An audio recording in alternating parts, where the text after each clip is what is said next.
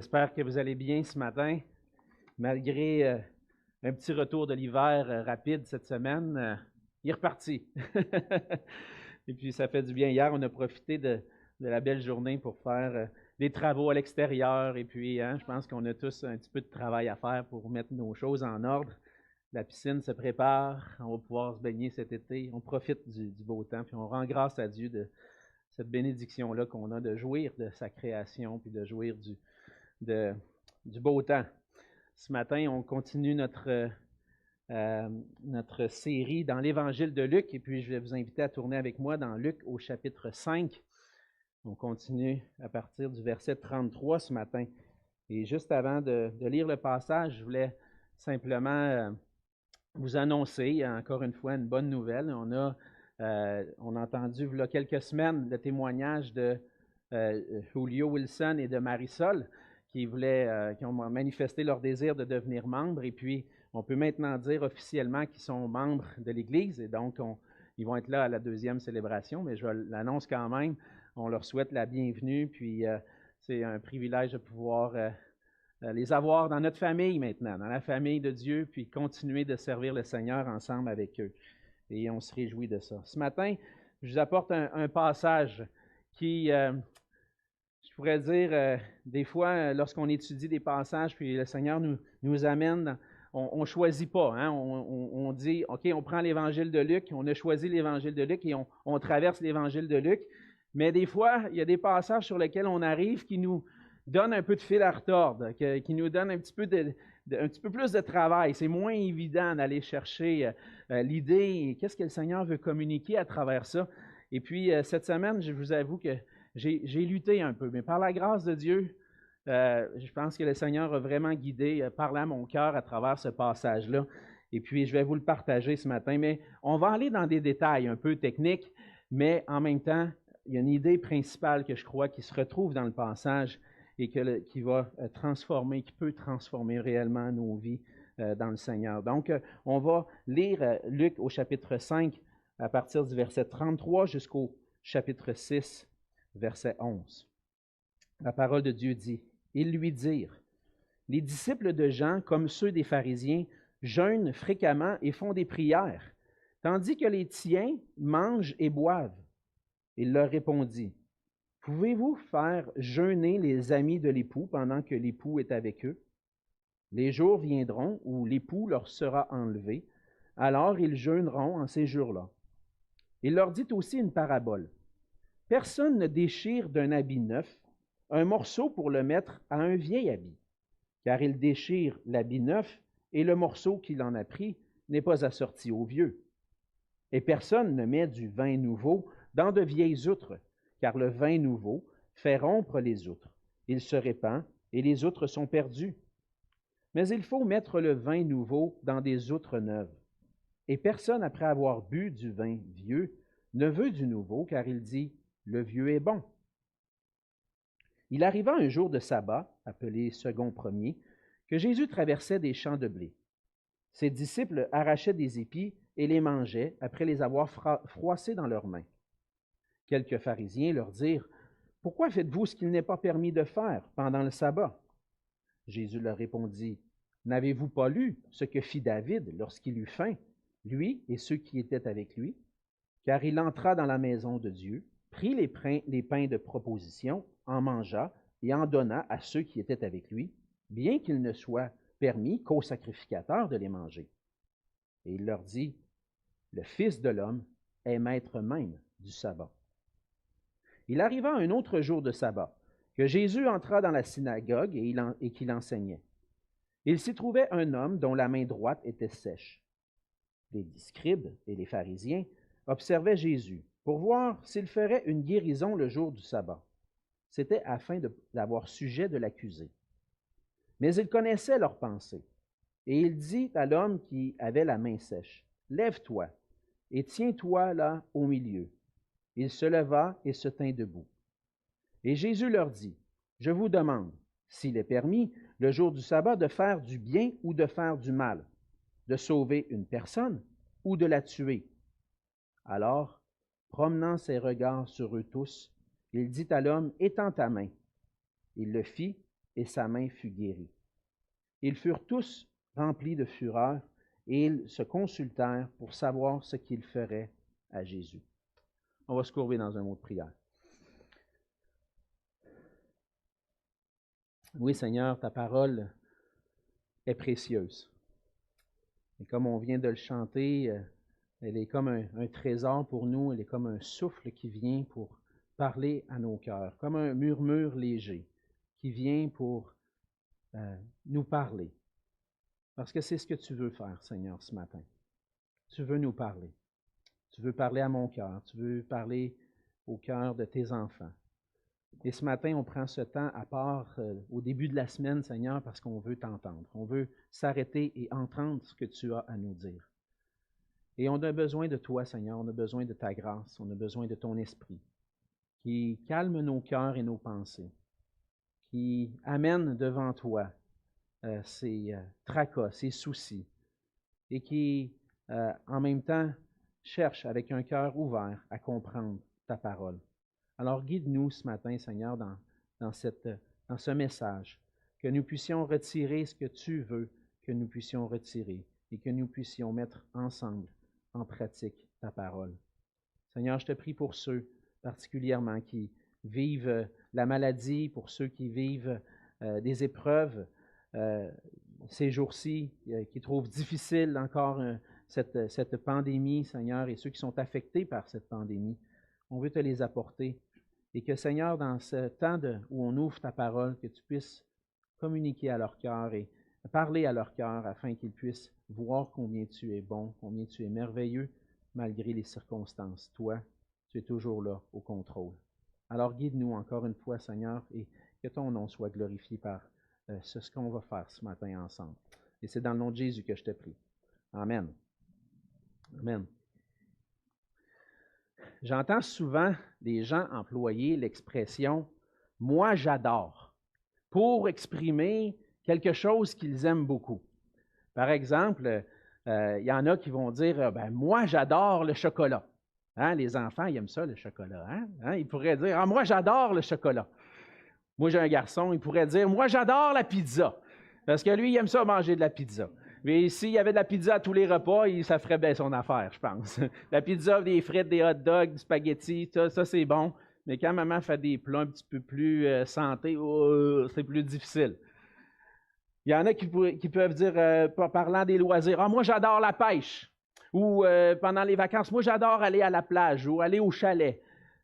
On utilise cette expression-là de plus en plus en français, j'adore, pour exprimer un peu l'idée, je pense que j'en suis venu à réaliser, exprimer un peu l'idée qu'on a en anglais, la différence entre I like puis I love. J'aime quelque chose, OK, j'aime aller faire des courses. Mais ce n'est pas la grande amour avec les courses. Mais quand je dis j'aime aller à la plage, on va dire en anglais I love. Fait que là, on a comme pris ça, on a dit en français j'adore aller à la plage. Ça veut dire j'aime vraiment ça beaucoup. Mais ce qui fait en sorte d'utiliser ce mot-là, j'adore, j'ai l'impression qu'on en vient à diminuer sa vraie signification. On en vient à diminuer la vraie signification. C'est rendu familier de dire j'adore. Mais qu'est-ce que le verbe adorer veut réellement dire? Qu'est-ce que c'est à la base du verbe adorer? Le verbe adorer possède une signification beaucoup plus profonde que juste simplement dire j'adore, j'adore, j'adore ci et ça. Bibliquement, adorer, c'est aimer profondément, servir une personne et lui accorder la crainte, l'honneur et la gloire qui lui est due. Et il y a juste Dieu qu'on peut adorer. En réalité, c'est juste Dieu qu'on peut adorer. Et ce qu'on voit dans les Écritures, c'est que l'être humain a été créé pour être un adorateur, pour adorer. L'auteur Paul David Tripp, qui a écrit beaucoup de livres récemment, et puis des très bons livres, si vous pouvez mettre la main sur un de ses livres, c'est toujours très édifiant, il dit ceci.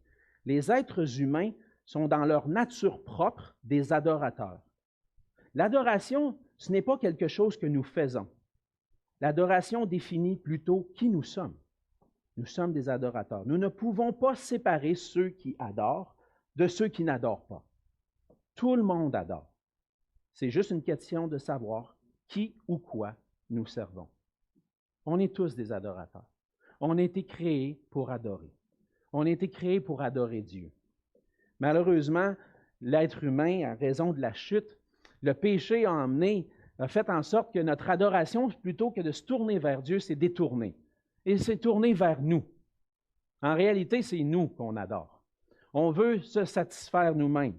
On veut s'élever, avoir la gloire, choisir ce qu'on veut. Et finalement, ce qu'on élève, c'est l'homme. Ce qu'on élève, c'est notre propre personne.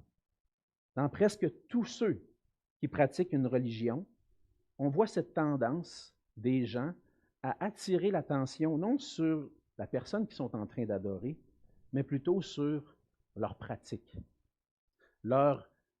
religieuse. Et lorsque on pense au Québec des années passées, de plusieurs décennies passées maintenant, on pense à des gens qui étaient religieux, qui faisaient beaucoup de choses. Pourquoi? Pour s'assurer qu'ils qualifiaient, pour s'assurer qu'ils étaient des bons catholiques au Québec. Hein? Alors, lui, c'est un bon catholique, on peut faire affaire avec lui. Lui, il va à l'église, il donne sa dîme, il va à la messe, il va à la confesse, il fait tout ça. Lui, c'est un bon catholique, on peut faire affaire avec ce gars-là. Et c'était devenu, en quelque sorte, non plus le culte ou l'adoration de Dieu, et puis depuis longtemps, l'Église catholique avait abandonné réellement le culte à Dieu, mais plutôt un culte de performance. C'était quoi mon image? Si j'étais un bon catholique, j'améliore mon image, puis j'ai des bonnes relations. Le christianisme évangélique, il n'est pas exempt de cette tendance à la religiosité. On a besoin constamment de revenir à une compréhension adéquate et avec l'attitude qui s'ensuit de ce que c'est un vrai adorateur, en esprit et en vérité. Par nature même, parfois, les chrétiens évangéliques, on a tendance à s'attarder davantage sur nos performances religieuses plutôt que sur la grâce qui se trouve en Jésus-Christ. Dans le passage de ce matin, on voit le récit de 3 événements de la vie de Jésus, où Jésus va confronter notre tendance à la religiosité. On l'a vu un peu auparavant, Jésus dans son ministère. Au milieu de son ministère en Galilée, il continue ce ministère-là. Et déjà dans les derniers passages qu'on a vus, on a vu que Jésus a commencé à être en confrontation avec les chefs religieux de cette époque-là, les scribes, les pharisiens, entre autres. Et il était là pour démontrer et déclarer qu'il avait l'autorité, le pouvoir de pardonner les péchés et qu'il n'était pas venu pour faire des performances religieuses ou bien pour établir un royaume immédiatement. Oui, il établissait le royaume de Dieu, mais en venant sauver ce qui était perdu. Au travers de ces confrontations avec les pharisiens, les scribes, les pharisiens, les chefs religieux de l'époque, on voit que Jésus va confronter même leurs pratiques religieuses. Il va en profiter pour montrer qu'il est celui qui possède l'autorité et le pouvoir sur la loi et sur son interprétation, et celui qui vient pour transformer notre façon de voir la loi, notre façon d'adorer. Et ce matin, on va voir ensemble que Jésus vient et confronte et transforme notre religiosité parce qu'il est le roi, le Seigneur et le sujet de notre adoration. On voit dans la première section du passage, qui se trouve à la fin du chapitre 5, les versets 33 à 39. On voit que Jésus vient pour établir une nouvelle relation, pour transformer notre relation avec Dieu. Jésus, en quelque sorte, est l'époux qui transforme notre relation avec Dieu. Il va se le présenter à travers cette confrontation avec les pharisiens. Les pharisiens étaient un groupe religieux qui cherchait à vivre dans la sainteté. Ils cherchaient tellement à vivre dans la sainteté et à respecter la loi de Dieu qu'ils s'étaient donné des lois supplémentaires pour s'assurer de ne pas transgresser la loi de Dieu. Et leur propre loi en était devenue à être plus importante pour eux que la loi de Dieu. En réalité, ils disent, si vous suivez nos lois humaines, vous n'allez pas transgresser la loi de Dieu, fait que suivez nos lois. Et dans le récit qu'on voit, c'est une confrontation avec Jésus et ses disciples qui a pour sujet le jeûne et la prière. On voit dans l'Ancien Testament qu'il y avait une période de jeûne. Il y a eu des périodes de jeûne, des jeûnes qui ont été déclarés en Israël, des moments où on disait on va prier et jeûner devant le Seigneur, on va s'humilier devant lui pour implorer son pardon à travers une attitude de repentance. La loi mentionnait aussi, peut-être de façon un peu implicite ou un peu indirecte, qu'il y avait un jeûne qui devait être observé, entre autres, le jour de l'expiation qu'on voit dans le Lévitique au chapitre 16. Et dans ce moment-là de jour de l'expiation, on devait se consacrer entièrement au Seigneur, se donner et venir avec repentance. Et il y avait un jeûne qui était observé à ce moment-là. Il y a eu d'autres jeûnes qui ont été observés, même un jeûne qui a été établi plus tard, entre autres avec Esther, et puis toute la situation où Dieu a protégé le peuple d'Israël à travers les menaces que faisait un certain homme, et puis ils ont instauré un jeûne. Donc, il y a eu des jeûnes qui ont été instaurés, mais ces jeûnes-là ne faisaient pas nécessairement partie de la loi de Dieu, de la loi de Moïse. Par contre, les pharisiens, eux, les scribes et les pharisiens, pratiquaient un jeûne et des prières selon une tradition. La littérature mentionne que les pharisiens observaient un jeûne très strict 2 fois par semaine. Il y avait 2 jours par semaine qui observaient un jeûne et dans le but de démontrer une certaine piété ou un certain désir de vivre dans la sainteté. Le jeûne, par exemple, était devenu une façon de démontrer pour eux, une façon pour eux de démontrer qu'ils étaient des bons Juifs, des bons serviteurs de Dieu. Et puis, ça en était venu à même dire que ceux qui ne pratiquent pas ce jeûne-là comme eux, les lois qui s'étaient établies, ceux qui ne pratiquent pas nos lois, ce ne sont pas des bons Juifs. Eux autres ne sont pas corrects. Et c'est ce qu'on voit dans le passage. Les pharisiens viennent et disent à Jésus, les disciples de Jean, tu sais, qui étaient un peu associés avec toi, puis ceux des scribes et pharisiens, ils jeûnent, eux autres. Pourquoi les tiens, ils ne jeûnent pas? Pourquoi tes disciples, ils ne jeûnent pas? Et Jésus va aller dans une explication qui montre la raison réelle de pourquoi on doit jeûner et prier. Et puis, on voit qu'à travers l'attitude des pharisiens, des scribes et des pharisiens, qui peut nous arriver un peu de temps en temps, à nous aussi comme chrétiens, d'avoir des lois ou des pratiques qu'on s'est mis pour se dire, moi, je ne ferai pas telle chose pour m'assurer que j'obéis au Seigneur. On va donner, par exemple, on va se dire, bien, je veux obéir au Seigneur, puis je veux être en relation avec Dieu, fait que je veux essayer d'écouter sa parole chaque jour. Peut-être qu'on peut se donner même le défi, puis même on le fait des fois en Église, puis ce n'est pas mauvais, de dire, on va essayer de lire la parole en 1 an. On se donne ce défi-là. Et ça devient pour nous comme quelque chose de dire, je le fais parce que je veux prendre du temps avec Dieu. Mais cette pratique-là, par exemple, des fois peut arriver à un point où on dit, lui, il lit pas sa parole à tous les jours. Et c'est facile, naturellement, de commencer à se comparer et de dire, moi, je lis ma parole à tous les jours. Moi, j'ai une profonde relation avec Dieu parce que je lis ma Bible à tous les jours. Et là, un peu comme les pharisiens, commencent à juger les autres qui ne font pas comme nous, on fait. Pourtant, nous, ce qu'on a fait, c'est la sagesse. On s'est donné une belle loi, on s'est donné une belle pratique. Alors, pourquoi les autres ne le feraient pas comme nous? Et facilement, notre nature humaine, notre tendance, est à juger les standards selon nos standards et non selon les standards de Dieu. Mais qu'est-ce qui importe le plus?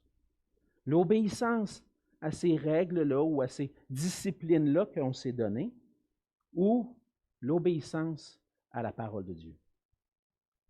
L'obéissance à une sagesse humaine ou l'obéissance à la sagesse selon Dieu?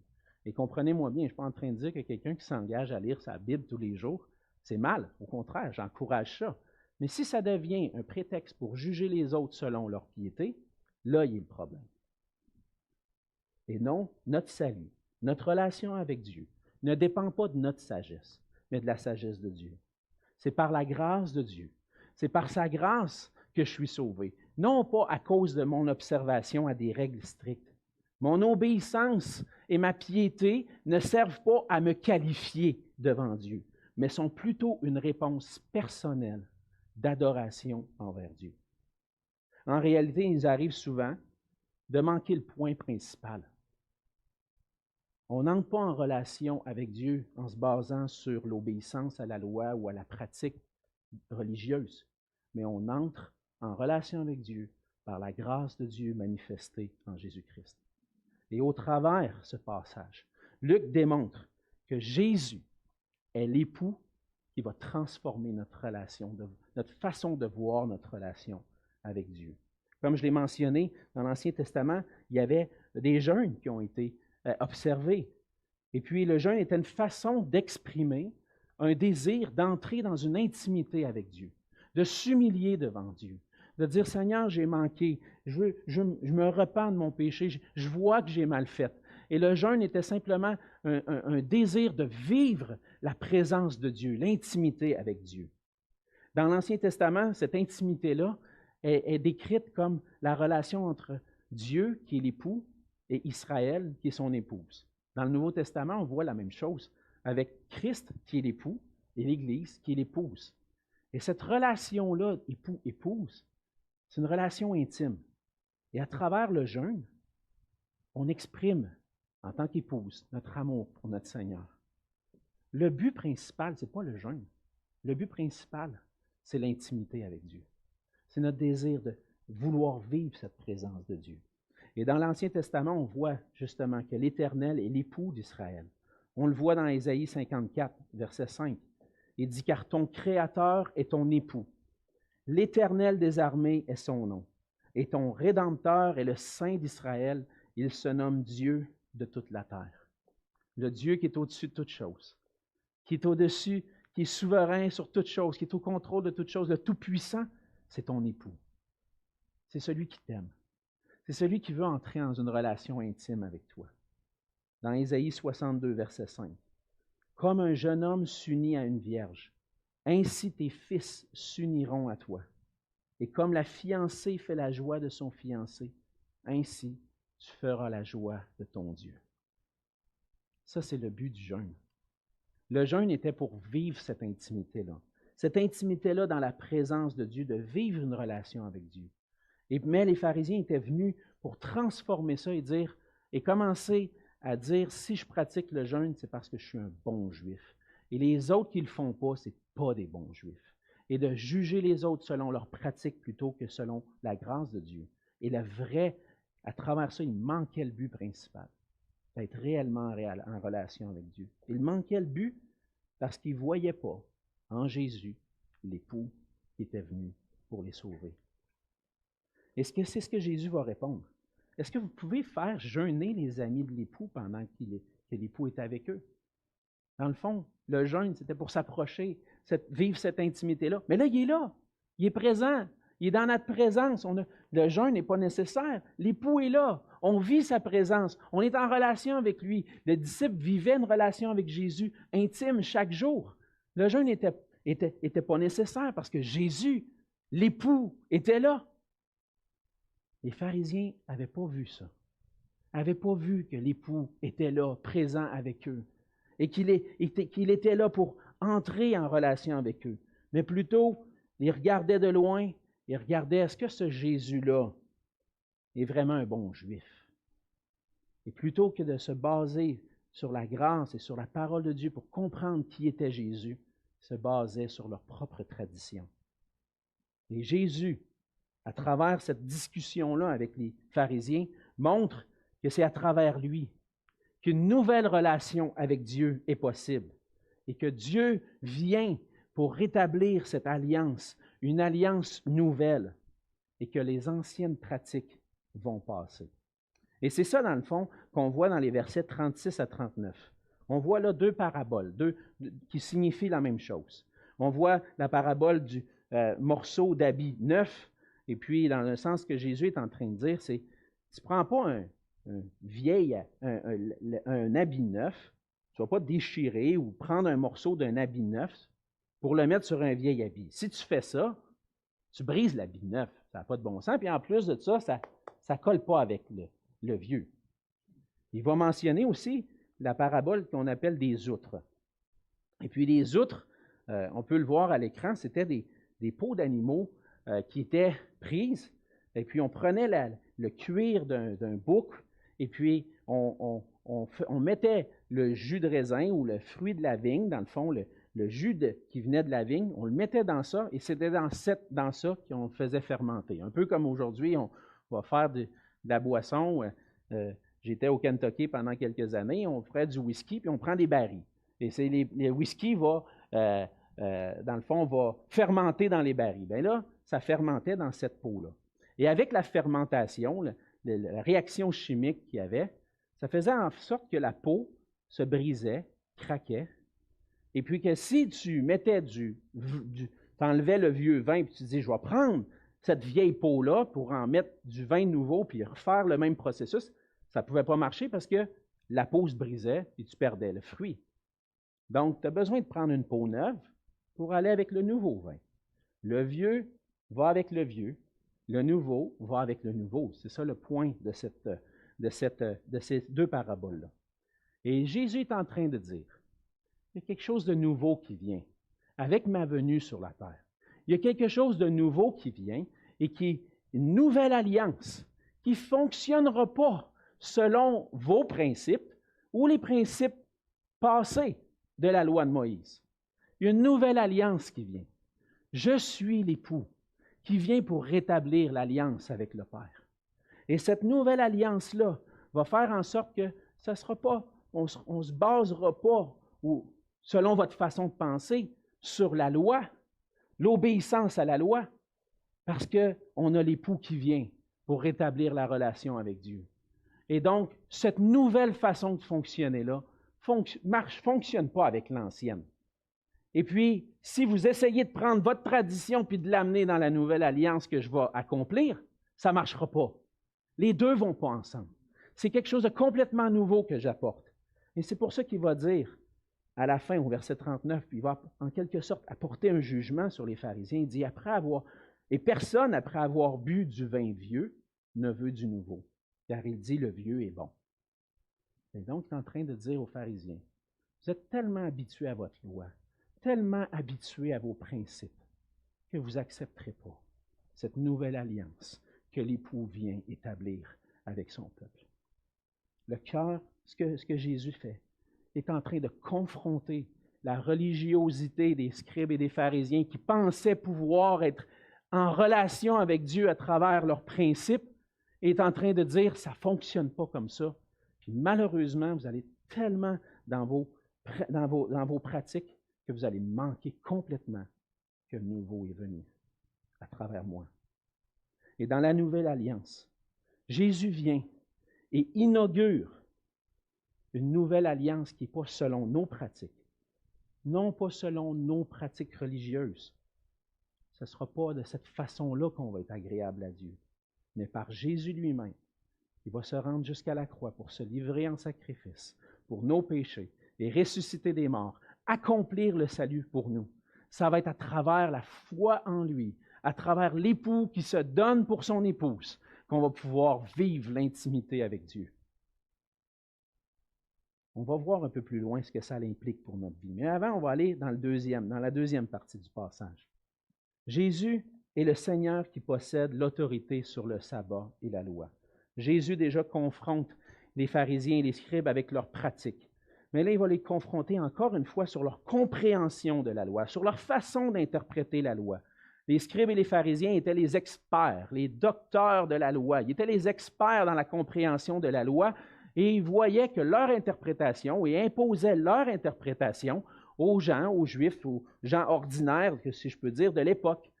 Et puis, dans un sens, disaient, suivez ce que nous, on interprète de la loi, sinon, vous allez manquer le but. Mais Jésus vient et apporte une nouvelle interprétation de la loi. Il vient confronter les pharisiens dans leur façon de comprendre la parole de Dieu et dire, on transforme ça pour vous montrer, voici ce que Dieu veut dire réellement. Et voici qui je suis réellement. Les pharisiens accusent encore une fois Jésus. Dans un premier temps, c'était par rapport au jeûne et la prière. Là, c'est en les accusant de faire ce qui n'est pas permis de faire le jour du sabbat.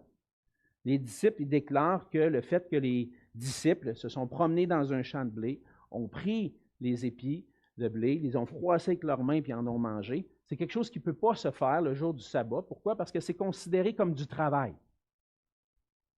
Et donc, la façon que c'est du travail qui se fait le jour du sabbat. Et puis, la loi dit qu'il ne devait pas se faire de travail le jour du sabbat parce que le jour du sabbat, c'est un jour de repos décrété par le Seigneur. Pourquoi? Pour prendre du temps pour s'arrêter. Au milieu d'une semaine folle, de plein de travail à faire, de s'arrêter puis de contempler Dieu, mettre à part une journée pour entrer en intimité avec Dieu. C'était ça le but. C'était le but simplement de la loi, c'était de dire, travaille pas, mets pas la main à la faucille, prends pas tes outils pour aller travailler dans ton champ. Mets cette journée-là à part, tu en as besoin.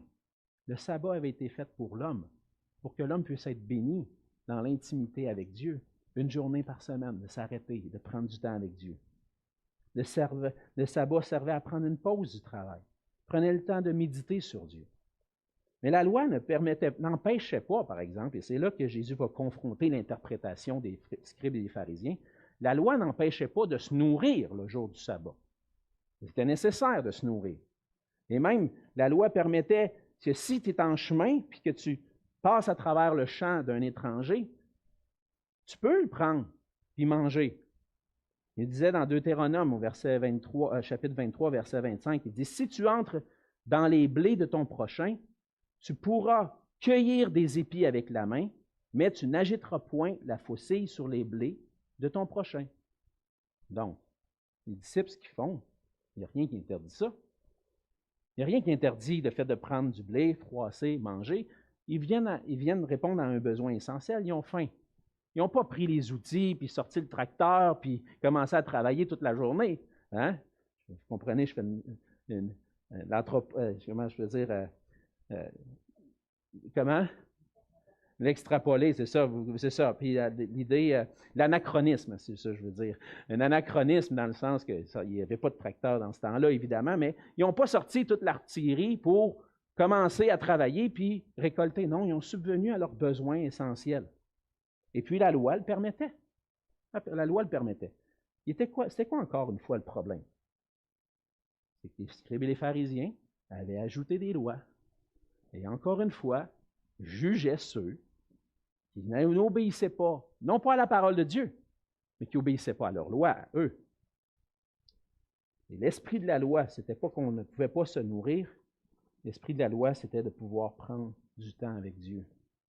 Encore une fois, on voit que les pharisiens élevaient les standards au-delà de ce que la loi disait et cherchaient à l'imposer aux autres. Et Jésus vient et enseigne une chose. Il enseigne que la loi est au service des hommes et non les hommes au service de la loi. Et il va donner l'exemple de David. Un exemple qui se trouve dans 1 Samuel, les versets 1 à 6, où David est avec des gens, est en fuite, et puis il est avec des gens, et puis il rentre là où il y avait des pains consacrés à l'Éternel, et puis là, ils ont faim, et puis ils demandent au sacrificateur, « Peux-tu manger ces pains-là? » Ouais, mais c'est des pains consacrés, tout ça. Mais le sacrificateur leur donne les pains. Et puis, dans le fond, dans cet exemple-là, il n'y a jamais rien dans les Écritures qui nous disent que ce que David a fait était mal. Au contraire, même, le sacrificateur est celui qui va les donner. Mais en principe, là, il n'aurait pas été supposé de faire ça. Non, mais il y avait un besoin essentiel. Et puis, on allait-tu laisser des gens mourir de faim parce qu'ils prenaient des pains consacrés? Non. Dans le fond, ce que le Seigneur Jésus est en train de dire, c'est que l'observation du sabbat ne devrait pas nous empêcher de satisfaire des besoins essentiels. On peut chercher de tout notre cœur à observer la loi. Mais lorsqu'il y a des besoins essentiels, des besoins qui ont besoin d'être satisfaits, la loi ne va pas l'empêcher. Et puis, dans ce cas-ci, les lois des scribes et des pharisiens empêchaient de répondre à un besoin essentiel. Ce n'était pas permis de manger des épis dans le champ. Mais qu'est-ce qu'ils auraient mangé? Ils n'auraient rien mangé. Mais Jésus va leur dire, et le point principal, c'est ça, le Fils de l'homme est maître même du sabbat. Il a l'autorité sur le sabbat. Je suis le Fils de l'homme. Il l'a déjà dit, le Fils de l'homme a le pouvoir de pardonner les péchés. Il dit, lève-toi, prends ton lit et marche. Il avait dit ça au paralytique. Il a prouvé qu'il était le Fils de l'homme. Et là, il dit, je suis le Fils de l'homme qui a l'autorité sur le sabbat. Et c'est lui qui possède l'autorité sur la façon d'interpréter la loi. Et donc, dans sa façon d'interpréter la loi, Jésus est en train de dire, le sabbat, on peut répondre à nos besoins essentiels. Le point, c'est de ne pas travailler, de prendre du temps avec Dieu. Alors, contrairement aux scribes et aux pharisiens, dans un sens qui cherchent à interpréter de leur propre façon la loi et de se soumettre à leur façon de penser, Jésus dit, cherchez la façon de penser de Dieu. Et moi, je suis le Fils de l'homme qui vient pour interpréter la loi. Et ce que mes disciples ont fait, c'est correct. C'était correct, c'était permis dans la loi. C'est votre loi qui l'empêche. Et contrairement aux scribes et aux pharisiens, ce qu'on doit chercher, ce n'est pas une interprétation, une lecture humaine de la parole de Dieu, mais chercher qu'est-ce que Dieu veut réellement dire par sa parole en étant guidé par le Saint-Esprit. En quelque sorte, ça nous met en garde. Un peu comme Pierre nous mentionne dans 2 Pierre 3,16. Il y a une lecture humaine de la parole de Dieu, qu'est-ce que ça fait? Ça tord le sens des Écritures. On est en train de dire un mensonge, en quelque sorte. Et qu'est-ce qu'on veut faire? C'est interpréter correctement la parole de Dieu pour qu'on puisse obéir au Seigneur. Et c'est le Saint-Esprit qui nous guide dans l'interprétation de la parole. On doit être guidé par le Saint-Esprit. Et aussi, le Seigneur fait parfois des frères et sœurs autour de nous, eux aussi guidés par le Saint-Esprit pour qu'on puisse s'encourager ensemble à comprendre les Écritures. J'aime un des formats des cours qu'il y a à Sembec, on appelle ça les cours ecclésiocentriques. Les cours en Église, souvent, sont bâtis pour être des moments de discussion. Les étudiants vont faire des recherches dans les Écritures, vont essayer de comprendre les Écritures, puis après ça, on vient ensemble, puis on compare. Qu'est-ce que tu as répondu à cette question-là? Puis là, on réfléchit ensemble, on pousse un peu plus loin. Qu'est-ce qu'on fait dans ce temps-là? On est ensemble à travailler, à chercher, à comprendre les Écritures ensemble. Puis on fait un peu ça des fois dans nos réunions de prière, dans les études bibliques, on échange, on a nos réflexions. Et ça, je pense que c'est bien ça. Des fois, là, j'ai bien beau avoir étudié longtemps pour ça, dans les études bibliques et tout ça. J'ai une sœur qui est là, qui a pris le temps d'étudier, qui a lu le passage, qui m'édifie par quelque chose que je n'avais pas vu. Et le Seigneur se sert des frères et sœurs, guidés par le Saint-Esprit pour nous aider à comprendre les Écritures.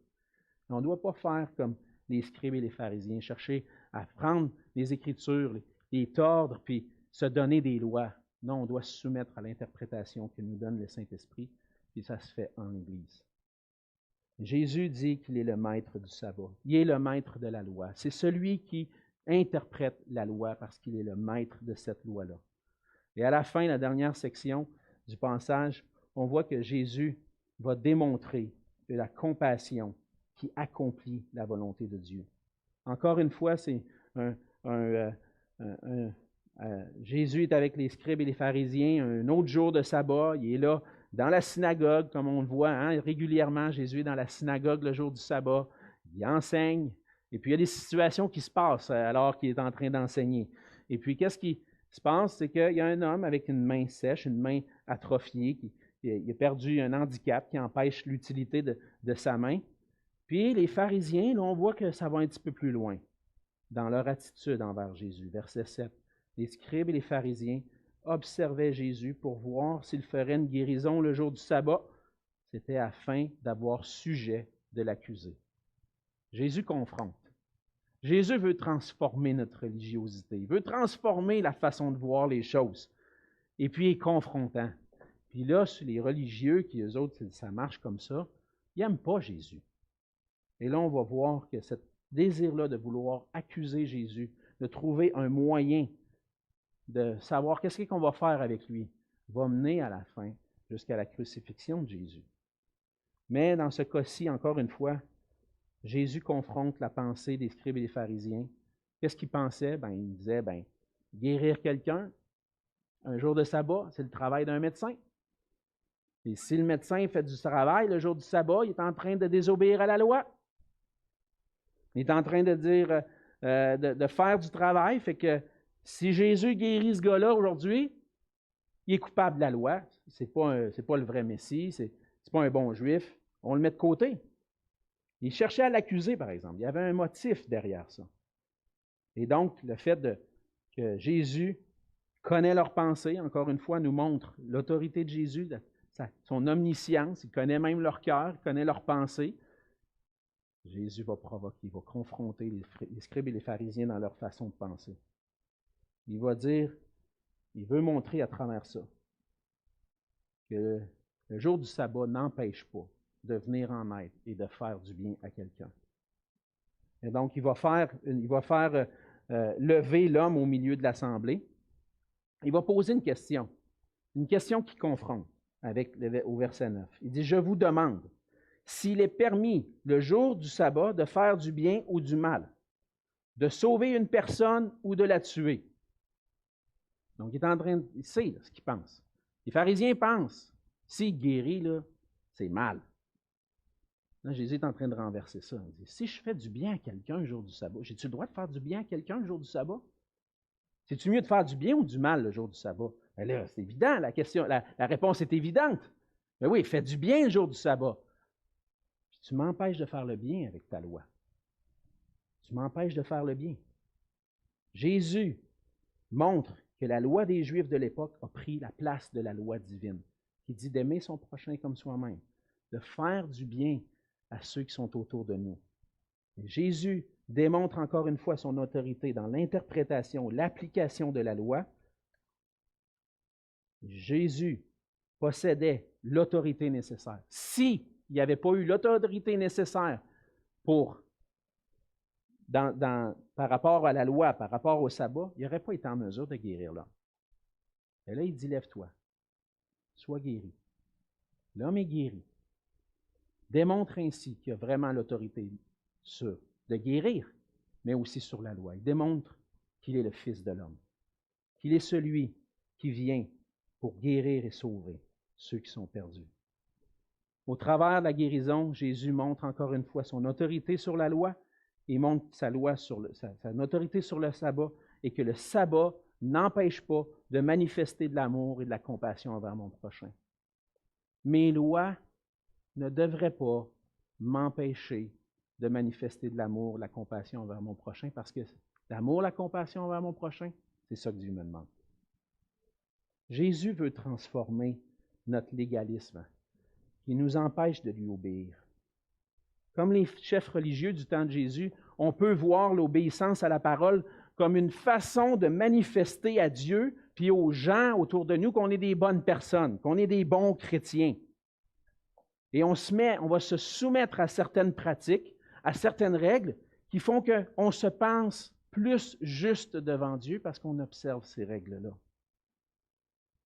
On peut pratiquer des disciplines spirituelles qui permettent, non pas de rentrer en relation avec Dieu, mais de montrer que moi, je lis ma Bible tous les jours. Moi, je suis un bon chrétien.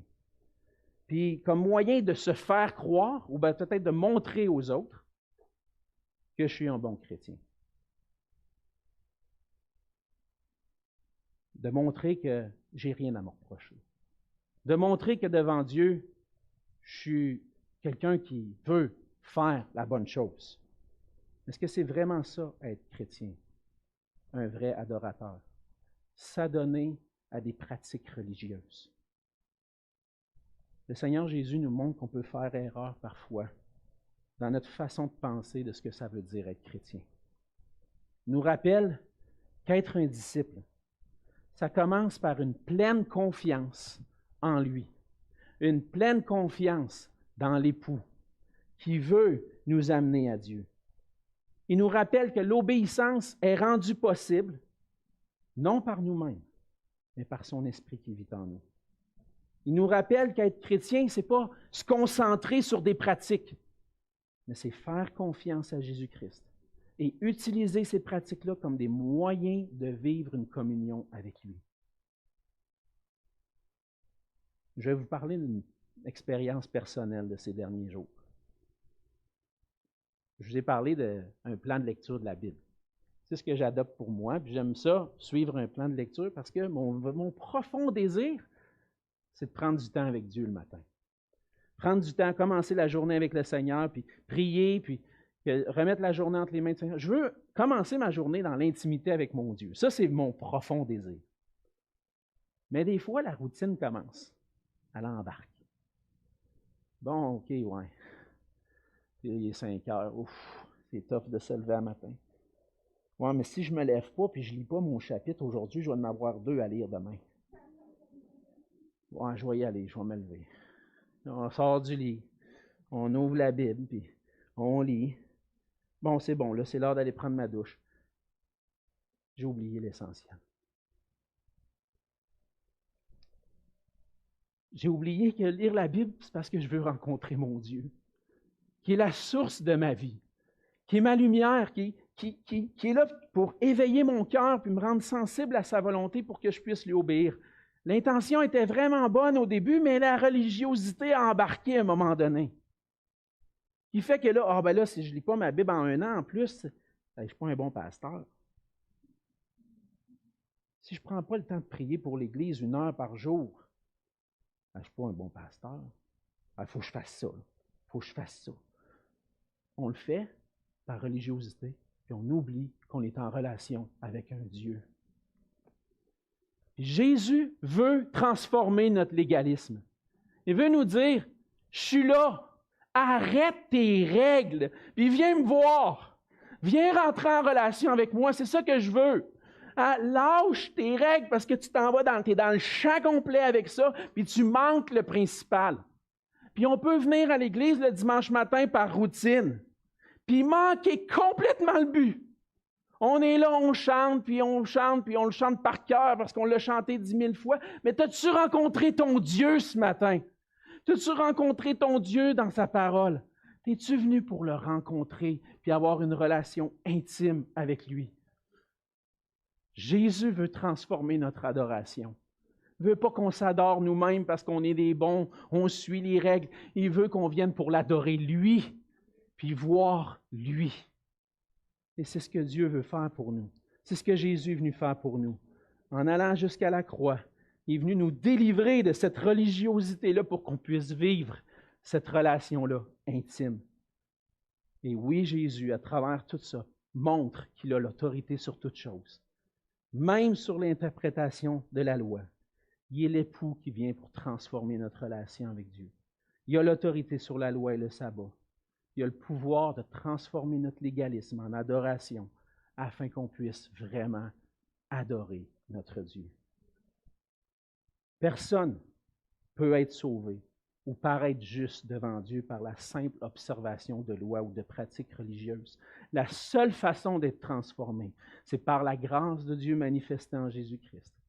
À qui fais-tu confiance? À toi-même ou à Jésus-Christ? As-tu placé ta foi en Jésus-Christ? Est-ce que tu continues de placer ta foi en Jésus-Christ pour être agréable à Dieu? Il y a juste Christ qui peut nous sauver. Il y a juste lui qui peut nous transformer. Que notre adoration puisse être complète, dirigée non vers nous-mêmes, vers notre Dieu, mais plutôt vers notre Dieu qui est digne de recevoir toute notre adoration. Prions ensemble.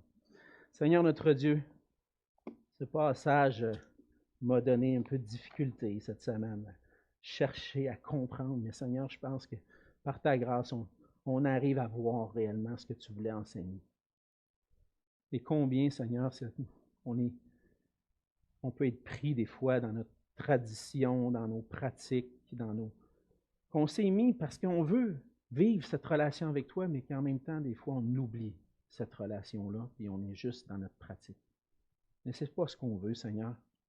On veut être des adorateurs en esprit, en vérité. On veut que tu viennes transformer notre adoration pour qu'on puisse toujours t'aimer de plus en plus et venir non pas pour nous-mêmes, mais pour toi, pour te donner la gloire qui t'est due. Transforme nos cœurs, Seigneur. Fais de nous des vrais adorateurs, par ta grâce, par ton esprit, et que ton nom puisse être glorifié dans nos vies, chaque jour. C'est dans le nom de Jésus que je te prie.